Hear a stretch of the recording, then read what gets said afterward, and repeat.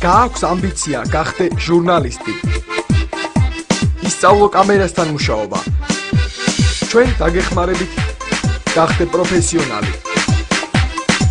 დარეკეთ ეხლავე ეკრანზე მითითებულ ნომერზე ან ეწვიეთ საიტს incognito.tv/g. ბატონო ნუგზა, როდის დაიწყო თქვენი ურთიერთობა სატელევიზიო სკოლასთან? ახლა კი შემოგარგებო, სულ რამოდენიმე წუთით გადავფრინდეთ ჩვენი ბედნიერი ბავშვობის იმ მშვენიერ წლებში. როდის და 10 წელიწადზე მეტია უკვე. ამერიკიდან რომ დავბრუნდი, არ გასულა დიდი ხანი რომ დავიწყეთ უკვე. ამდენი ხანი გავიდა და ეს ურთიერთობა არასოდეს არ შეწყვეტილა. სატელევიზიო სტუდია ინკოგნიტოს ახსაზრდელებს ინგლისურსა და ჟურნალისტიკის ხელოვნებას ასწავლის. თავად ბავშვები კი მასზე ამზადებენ სიუჟეტებს, იღებენ ფილმებს. ამდენ კაცს უნდა ამ ჯგუფიდან რომ გამოვიდეს პროფესიონალი ჟურნალისტი, ანუ ამ პროფესიით შეინახოს თავი. Guess, who is our teacher?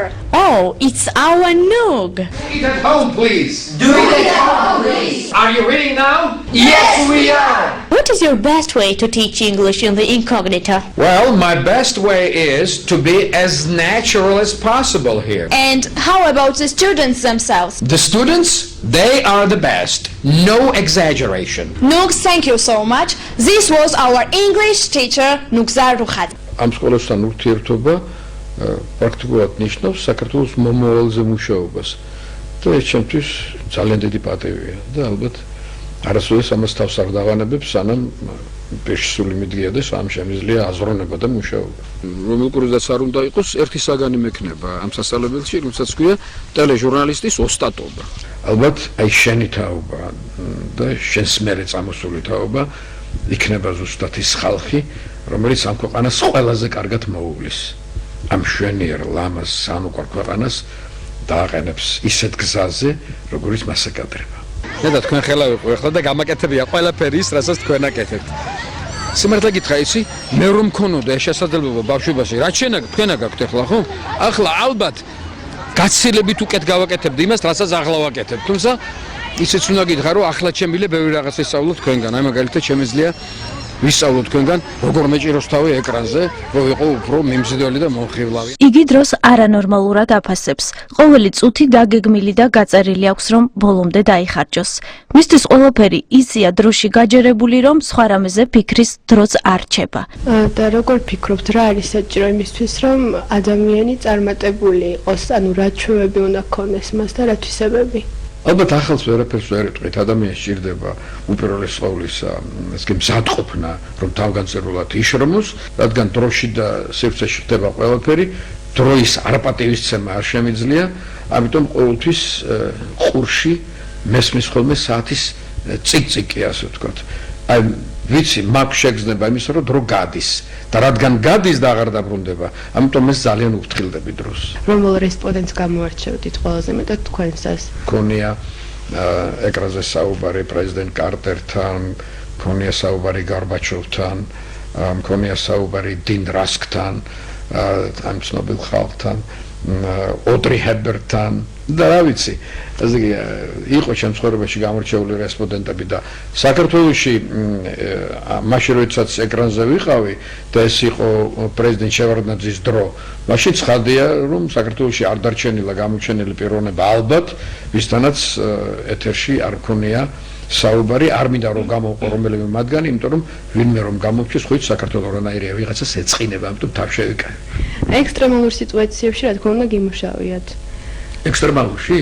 როგორ არა, თავის გასართმევად ყოველთვის შინაგანი მზადყოფნა მაქვს. არ ბეზრდება მისცეს რჩევები მომავალ ჟურნალისტებს. Დას გვაძლევს თქვენი აზრით მომავალში ჩვენ რა შეგვემატება იმით, რომ დღეს ვართ ტელევიზია ინკოგნიტოს სრულუფლებიანი წევრები, ასე ვთქვათ. რას ქვია, რას გაძლევს, პროფესიას გაძლევს. რა არის თქვენი ფორმულა, რომლითაც ყოველთვის ასე კარგად გამოიყურებით იმ ჩვენი 10 წლიანი ურთიერთობის შემდეგაც თითქმის არაფერი შეცვლად? რა შემიძლია ხოლმე ვაკეთებ. ორგანიზმს ესე დაუგდებ ყურს, როგორ ახარ? არა, ხარ კარგად, ცოტა უშველი მე. ანუ ორგანიზმს ყურს უგდებ. აი ქაოსში ცხოვრებას მირჩევნია წესრიგში ცხოვრება. მე ეს აღარ მზაბავს, რატო იცი? მივეჩვიე უკვე. გონებაც მივეჩვია, სხეულიც მივეჩვია მას. და საზოგადოებაც ეს საზოგადოებაც მივეჩვია მას, ვინ შემსერგული ვარ. დედის მოწესრიგებულობამ ბევრი რამ ასწავლა. ძალიან მადლიერია, რომ პატარას ასეთი თვისებები ჩაუნერგა. წარმოგედგინათ თუ არა ბავშვობაში, რომ ასეთი წარმატებული იქნებოდით მომავალში? ერთი მოდი შევთავაზოთ თემაზე, არაფერი დიდი სასწაული წარმატებული მე არა ვარ და ესეთი არაფერი არ გამეკეთებია, რაც ხოს არ გავუკეთებია. რაღაცით რაღაც გავამარჩია ცხოვრება, ცხადია, თავიდან ახალგაზრდა და პატარა რო ვიყავი, მაინდა-მაინც ამის წარუდგენა არ შემეძლო, მაგრამ რაღაც სწრაფვა კი მქონდა ამისაკენ. ღმერთსვენაცვალე გაამართლა რაღაცა ისეთი გააკეთა ჩემ ცხოვრებაში, რომ პატარა წამომწია წინა პლანზე და ამით რაღაც ერთგვარი კმაყოფილება განვიცადე. შენხელა რო ვიყავი, მაშინ დაიწყო გზა. პატარა რო ვიყავი, მქონდა კედლის გაზეთი. პრაქტიკულად ჩემი ბოლომდე ჩამოყალიბება როგორც ჟურნალისტისა მოხდა ამერიკის შეერთებულ შტატებში და მე განვაგრძე საქართველოში ისე. ნეტავ მოგცა 100,000-ები ესეთი ბავშვები საქართველოში, ასეთი გოგობიჭების, მაშინ ჩვენ ფეთ ზაღლი არ დაყებდა. ბატონო ნუგზა, რას გვირჩევთ ჩვენ დამწყებ ჟურნალისტებს? იმისათვის რომ შენ იყო ჟურნალისტი, რომელიც ცხოვრებას აუმჯობესებს და ერთ-ერთი ჩვენი მოწოდება ჟურნალისტს უნდა იყოს, ჩვენ უნდა ვიბრძოდეთ, როგორ გავხადოთ ჩვენი ცხოვრება უკეთესია. გარდა იმისა, რომ ჩვენი ფუნქცია არის ძირითადი ფუნქცია ჭაშმარიტების სამსახური, ჩვენი ერთ-ერთი მიმართულება აზრის და განწყობა უნდა იყოს ასე, თუ ჩვენ ცხოვრებას უნდა ვაუმჯობესებდეთ. ანუ აი შენ მაგალითად უნდა ცდილობდე, რომ ჩვენი ინტერვიუს მერე ცხოვრებამ განიცადოს წინსვლა. ეხლა ერთი ინტერვიუის შედეგად და ერთი სტატიის შედეგად ცხოვრება მართლა გიგანტური ნაბიჯი წინ კი ვერ წავა, მაგრამ პრეტენზია ასეთი უნდა იყოს ჟურნალისტის, რომ შენი წყალობით ცხოვრება უნდა უმჯობესდებოდეს და ეს რომ მოხდეს, შვილო, ეს უნდა იყოს უაღრესად განათლებული, ამ კარგად უნდა იცნობდეს სამყაროს და უნდა გქონდეს განწყობა იმის მიმართ, რაც ახალია. ანუ შენებას განათლების გარეშე ვერ გააკეთებ. შეიძლება ახალება ვისე მიიტანო, რომ ბოლოს ტყუილი გამოგივიდეს. ეს ტყუილი რომ არ გამოგივიდეს, გჭირდება ცოდნა და ალღო ერთად აღებული ამისათვის. აი ამაზე უნდა ვიმუშაოთ უპირველეს ყოვლისა. და ბოლოს თქვენთვის რამდენად საინტერესო იქნება დამწყები ჟურნალისტების მიერ მომზადებული გადაცემა? მე ვიქნები მუდმივი მაყურებელი ამ გადაცემების. მუდმივი მაყურებელი, კრიტიკოსი, შემფასებელი, მრჩეველი, თუნებას მომცემენ და მკითხავენ რამეს.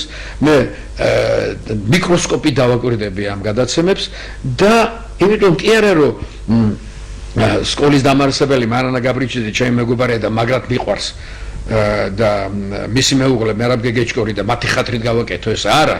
მე მიმაჩნია რომ მათთან ერთად მე უნდა ვიყო წყობში მუდმივად, რომ საქართველოს მომავალს მივცეთ ისეთი ჟურნალისტიკა, რომელიც ამ საქართველოს მომავალს უკეთეს გახდის და საერთოდ უზრუნველყოფს ადამიანების კეთილდღეობას. აი ასეთი ჟურნალისტიკის სადარაჯოზე უნდა ვიყო და მე ამ წყობრიდან არ მინდა ამოვარდე. მინდა მათთან ერთად, აი მათთან ერთად მინდა ვიყო. ამიტომ ალბათ პირდაპირ გეტყვი, ალბათ ამ სკოლის დაარსებასთან დაკავშირებით, რომელიც უკვე საეთერო სკოლაა, ხო?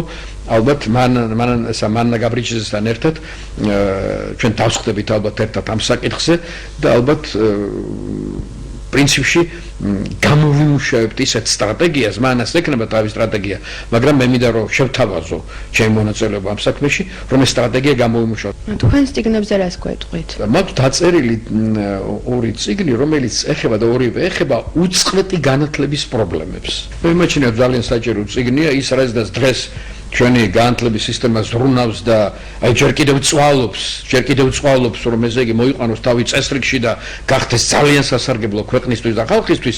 ჩემი აზრით მე ამ წიგნში ერთი მეოთხედი საუკუნის წინა ვთქვი ამის შესახებ და საკუთ კარგად და მკაფიოდ ჩამოვაყალიბე ეს ყველაფერი. მე რა პროფესიები მაქვს? მე ვარ განათლებით პედაგოგი, ვარ პედაგოგის დოქტორი, ვარ ესე იგი კურსდამთავრებული დიპლომატური აკადემიის და ვარ ჟურნალისტი. აი ჩემი პროფესიები, რომელიც ერთმანეთს ეწყობა და ეთანხმება. ამ თვეში ვარ ესე იგი მოქმედი ჟურნალისტი, კვირაში ერთხელ როგორც წესი გაზეთში იბეჭდება ჩემი სტატია, იმ გაზეთში რომელსაც რედაქტორობ, ეს ინგლისურენოვანი ყოველკვირეული გაზეთია, რომელსაც ფლობს ეს კვირის პალიტრამიდიის საკუთრება, მაგრამ მე ვარ რედაქტორი და აი ესე გადის ეს დრო. როდესაც ჩვენ გავაკეთეთ თქვენი იუბილე ტელესკოლა, რამდენად კმაყოფილი დარჩით? ძალიან გახარებული ვიყავი. ესე ყველა მეუბნებოდა ამას. ცხადია რომ ეს ძალიან განსხვავებული რამე იყო და ბავშვებმა იმხელა სიყვარული და სითბო გამოაჟღანოს და ჩემთვის სულ დაუვიწყარია. ეს ბედნიერება ნამდვილად მომანიჭა მანამ და მისმა სკოლამ და რაც თავარია იცი, ყველაფერი იყო ისეთი დაუმადლებელი, ისეთი უშუალო, ისეთი საყვარელი, რომ ალბათ ეს არასდროს ჩემი მეხსიერებიდან არ მოიშლება და არა მარტო და არა მხოლოდ ჩემი მეხსიერებიდან, ჩემი მეგობრების მეხსიერებიდანაც. თქვენ ძალიან უყვარხართ ბავშვებს, აი როდესაც მე ვამბობდი რომ თქვენ მიგითხავდით ლექსიებს, ყველა კითხოთ, აი ბატონი ნუგზარი ძალიან გვიყვარს, ყოველთვის ასე გახსენებდე ხოლმე. ბავშვებს უყვარხარ მაშინ, როცა მათ იციან რომ შენ გიყვარს ისინი. მე მეტყობა რომ მიყვარს, მე მართლა მეყვარს ბავშვებთან მუშაობა. და გავიმეორებ რაც თუ იმას და მომიტევ რომ ვიმეორებ. ჩემს სიყვარულს საფუძვლად იცი რა უდევს? ჩემი ზრდასრული, სერიოზული, გააზრებული შეგნება და შეგრძნება იმისა, რომ ეს ბავშვები უნდა გაიზარდნონ და ემსახურნონ იმ ჩემ უსაყვარლეს საქართველოს, რომლის გულისთვისაც ალბათ მე ყველაფრის გაკეთება შემიძლია და ამას გადაუჭარბებლად გეუბნებით. აი მე მინდა რომ ამ ქვეყანას ყავდეს ღირსეული მომავალი თაობა და თუ მე ვინმე მომცემს უფლებას რომ მაშინ მონაწილეობა მივიღო, ნუ ხო არავის არასოდეს არაფერს არ დავამადლი და ყოველთვის გავაკეთებ იმას, სანამ ვაზროვნებ, სანამ არ გამოვშტერდი. აი სულ ყოველთვის გავაკეთებ, ყოველთვის მივცემ ბავშვებს იმას, რაც შემიძლია, რაც აქამდე მოვიტანე. რაც ცხოვრება მომცა, რაც ცხოვრება მიკარნახა, რო არ გადავცე, იქნება ცოდვა. მე ვიქნები ცოდვილი, თუ მას ყველაფერს არ გადავცემ. მომეცით საშუალება და გავაკეთებ. ჯერჯერობით ასია და არ მინდა რომ ამას გამოვემშვიდო.